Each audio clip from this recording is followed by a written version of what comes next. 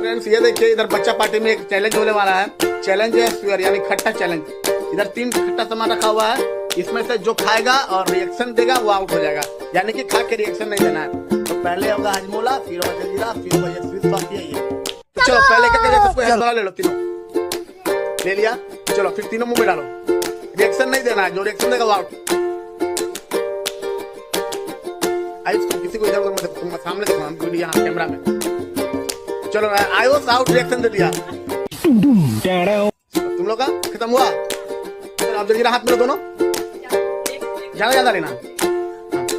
अब ये दोनों बचा हुआ है, देखते हैं दोनों में से कौन विनर होगा। ठीक है, दोनों लिया। चलो दोनों साथ में 1 2 3 स्टार्ट। हाँ बबी आउट, बबी रिएक्शन दे दी और आज का विनर है। देखा हाथ में खत्म हुआ डुगू। तो फ्रेंड